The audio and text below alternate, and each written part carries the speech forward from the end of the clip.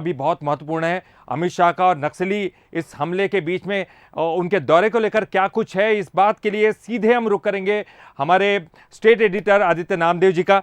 आदित्य जी, सबसे बड़ी बात तो है कि दुर्ग बहुत महत्वपूर्ण है बीजेपी के लिए और अमित शाह खास तौर पर फोकस कर रहे हैं दुर्ग पर। अभी अभी एक नक्सली घटना भी हुई, उसका भी कोई जो है कनेक्शन है क्या, वो भी आपसे जानना चाहेंगे। लेकिन फिलहाल अमित शाह के जो कार्यक्रम है उनके बारे में बताइए, तैयारियों के बारे में बताइए।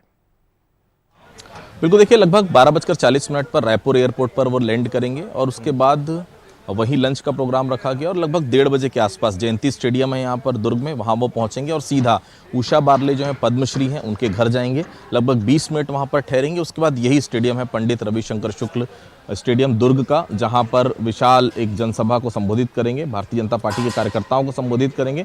9 साल के कार्यकाल में जो मोदी कार्यकाल में जो अचीवमेंट्स हुए हैं उसके बारे में बताएंगे। देखिए दुर्ग क्यों महत्वपूर्ण है ललित, दुर्ग सबसे ज़्यादा महत्वपूर्ण है। पहले क्या कहा जाता था छत्तीसगढ़ में कि राजधानी रायपुर सबसे महत्वपूर्ण है, लेकिन चूंकि दुर्ग से 6 मंत्री आते हैं, इंक्लूडिंग मुख्यमंत्री का जो विधानसभा क्षेत्र है पाटन, वो भी दुर्ग संभाग में आता है।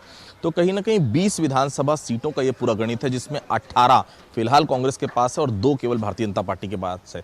थोड़ा और पीछे चलते हैं, 2013 के चुनाव की अगर मैं बात करें तो 11 भारतीय जनता पार्टी के पास था, 9 कांग्रेस के पास था। और पीछे चलते हैं 2008 की अगर हम बात करें तो 13 भारतीय जनता पार्टी के पास था, 7 कांग्रेस के पास था। मतलब साफ है कि भारतीय जनता पार्टी का शुरू से गढ़ रहा है। लेकिन 2018 के चुनाव में जिस तरह से सुपड़ा साफ हो गया था, केवल 2 सीटें भारतीय जनता पार्टी यहां पर बचा पाई, यहीं से चुनावी शंखनाद करना कांग्रेस का ये अभेद दुर्ग माना जाता है, क्योंकि 6 मंत्री और मुख्यमंत्री यहां से इस अभेद किले को, जो 2018 में अभेद बन गया था, उसको इस किले को भेदने के लिए आ रहे हैं। बहुत महत्वपूर्ण है यह दौरा। और सबसे बड़ी बात है, देखिए लगभग 1 घंटा यहां पर रहना है, अचीवमेंट्स तो बताएंगे, साथ ही साथ राज्य सरकार के खिलाफ भी काफी मुखर नजर आएंगे। तो इंतजार है कल का। लगभग 1:40 का आसपास यहाँ पर पहले पहुंचेंगे। उसके बाद चूंकि पद्मश्री जो है उषा बारले, उनके घर में भी कुछ समय बिताना है, लगभग 2:15-2:30 बजे के आसपास यहाँ पहुंचेंगे और लगभग 3:30 बजे तक यहाँ रहेंगे और यहाँ से सीधा फिर बालाघाट के लिए रवाना हो जाएंगे। और साथ ही एक बड़ी खबर भी अभी भी आई है कि नक्सलियों ने एक बड़ी वारदात को अंजाम दिया और बीजेपी नेता की हत्या कर दी है। तो ऐसी बड़ी खबर और खास तौर पर अमित शाह के दौरे के पहले किस तरफ इशारा कर रही है?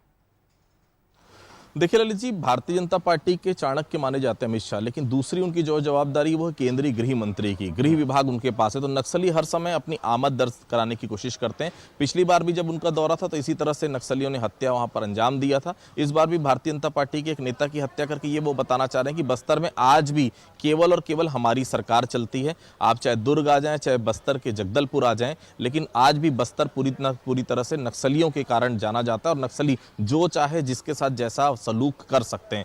ये बड़ा करारा तमाचा राज्य सरकार के लिए भी है कि इतनी अभेद सुरक्षा है अमित शाह की। आने वाले ऐसे समय में हर तरफ पुलिस चौकन्ना है, खासतौर से बस्तर में इस प्रकार की घटनाएं होती रहती हैं। आज फिर इस घटना को अंजाम दिया, मतलब बेहद साफ है, बताने की कोशिश है कि आज भी बस्तर में केवल एक ही सरकार चलती है, वो है नक्सलियों की सरकार। बिल्कुल आदित्य जी, बहुत बहुत शुक्रिया करेंगे इस पूरी जानकारी के लिए और 2 खबरों पर जो है आपने डिटेल में जानकारी दी।